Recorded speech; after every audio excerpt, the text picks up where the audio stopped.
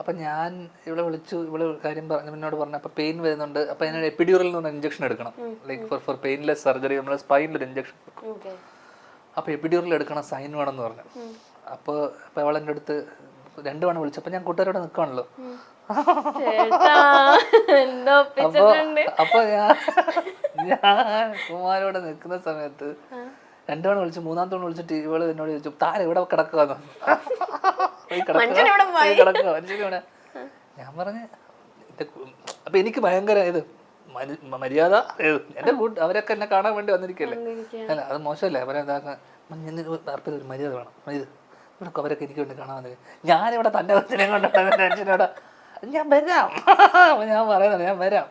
അപ്പോൾ ഞാൻ എൻ്റെ കൂടെ അസിസ്റ്റന്റ് ഉണ്ട്, സജി ഷിനോജ് ഡ്രൈവറുണ്ട്. അപ്പം നമ്മൾ സജി ഷിനോജ് അവിടെ ഇല്ലായിരുന്നു, താനൊരു മനുഷ്യനാണ് അവിടെ. അപ്പോ നേരത്തെ പറഞ്ഞ പോലെ പറൂ എന്ന് പറഞ്ഞ പോലെ ഞാൻ പെട്ടെന്ന്, നമുക്ക് ആ സീരിയസ്നെസ് ഒന്നും എനിക്ക് അവിടെ സംഭവിക്കുന്നത് എന്താന്ന് ഞാൻ കാണുന്നില്ല, എനിക്കറിയില്ല. അല്ലല്ല, അമ്മയും അച്ഛനൊക്കെ ഉണ്ട്, ഓക്കെ. പക്ഷെ ഈ ഇഞ്ചക്ഷൻ എടുക്കണമെങ്കിൽ ഹസ്ബൻഡിന്റെ സിഗ്നേച്ചർ വേണം, ഓക്കെ, ലൈക്ക് സിഗ്നേച്ചർ വേണം, എന്റെ സൈൻ വേണമെന്ന് പറഞ്ഞു.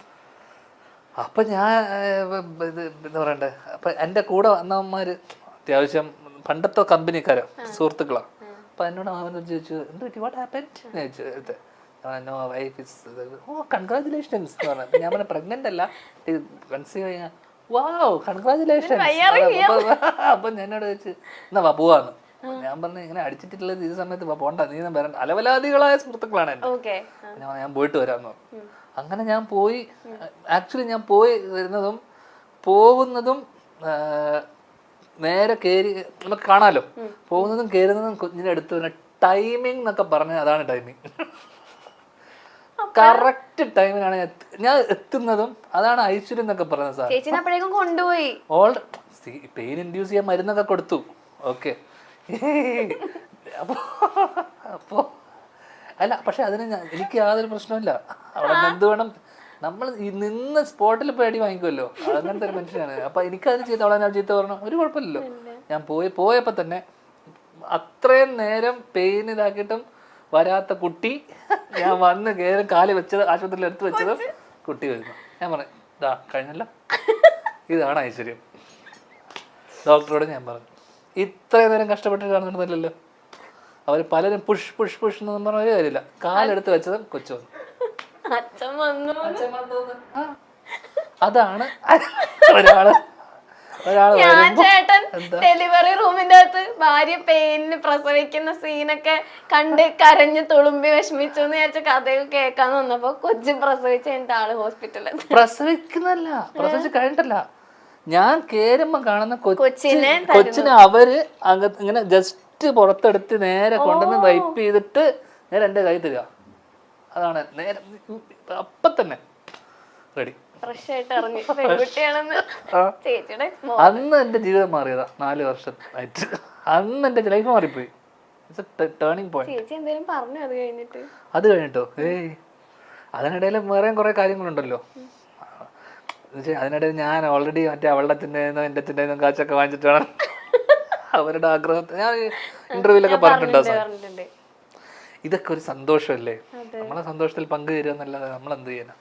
ആ സന്തോഷത്തിൽ പങ്കുചേരാനാ ചേച്ചി വിളിച്ചത്. അതെ, ഞാൻ ടൈമിങ്ങിലല്ലേ എത്തിയത്. അതെ, ഞാൻ ചേട്ടൻ എടുക്കാം, നിങ്ങൾ എല്ലാവരും മനസ്സിലാക്കണം. SmileTrips.com, India's #1 travel and tourism company. നിങ്ങളുടെ ഡൊമസ്റ്റിക് ആൻഡ് ഇന്റർനാഷണൽ ടൂർ പ്ലാനുകൾ സുഗമമായി ക്രമീകരിക്കും SmileTrips.com. കൂടുതൽ വിവരങ്ങൾക്ക് SmileTrips.com വെബ്സൈറ്റ് സന്ദർശിക്കുക. ബാവയുടെ ബർത്ത്ഡേക്ക് ഒരു ക്യാപ്ഷൻ ചേട്ടൻ ഇട്ടേക്കാം, എന്റെ ഉറക്കമില്ലാതായിട്ട് ഇന്നേക്ക് 2 വർഷം. എന്താ ചേട്ടാ അങ്ങനെ അല്ല, അതാ പറഞ്ഞത്, ഭയങ്കര പ്രശ്നക്കാരിയാ. എന്റെ മോളായതുകൊണ്ട് ഞാൻ പറയല്ല. എന്നെ യാതൊരു വിലയില്ല, അത് എന്താന്നറിയില്ല, എനിക്ക് പൊതുവെ ആരെയും വിലയില്ലാത്തതുകൊണ്ട് എന്റെ അതേ സ്വഭാവം, ഓക്കെ. അപ്പൊ എന്നെ യാതൊരു വിലയില്ല. അപ്പൊ എന്നെ കാണുന്നത് തന്നെ, അവള് കാണുന്നത് തന്നെ, ഞാൻ ലോകത്തിലെ ഏറ്റവും വൃത്തികെട്ട മനുഷ്യനായിട്ടാണ് എന്നെ കാണുന്നത്. വെച്ച് കഴിഞ്ഞാൽ go take Baat, wash your hands, chappal remove ചെയ്യ ചപ്പൽ. എന്നെ പഠിപ്പിക്കലാണ് ഇവളുടെ പരിപാടി. ചേട്ടനോടാണ് എല്ലാം ഇതിന്റെ ഏറ്റവും വലിയ രസം ഇതൊക്കെ ഞാനാണ് ഇവളോട് പറഞ്ഞു കൊടുത്തത്. പക്ഷെ ഇതൊക്കെ ഇവള് തിരിച്ച് എന്നോട് തന്നെ പറയാൻ തുടങ്ങി കുറച്ച് ഇതായപ്പോ. 3 വയസ്സ് കഴിഞ്ഞപ്പോഴേക്കും 2.5 വയസ്സ് കഴിഞ്ഞപ്പോഴേക്കും തന്നെ. അപ്പൊ എന്നെ കാണുമ്പോൾ തന്നെ അത് നോക്കിയിട്ട് did you have food did you had your food? ഞാൻ പറഞ്ഞു yes. You had your food? Yes I had. Wash your hands. Full എന്നെ ഫുൾ കലിപ്പത്തിയ ആ കാര്യത്തില്. അപ്പൊ ഞാൻ ഉറങ്ങുമ്പോൾ വരെ ഇപ്പൊ രാവിലെ ഞാൻ ഉറങ്ങുവാണ് എന്നെ എഴുന്നേപ്പിച്ചിട്ട് why it's morning why is sleeping still എന്നൊക്കെ പറഞ്ഞ ഫുൾ പ്രശ്നം. പക്ഷെ ഇവള് ചിലപ്പോ ഒരു ഉച്ചക്ക് ഉറങ്ങിയാലും ഒരു കുഴപ്പമില്ല.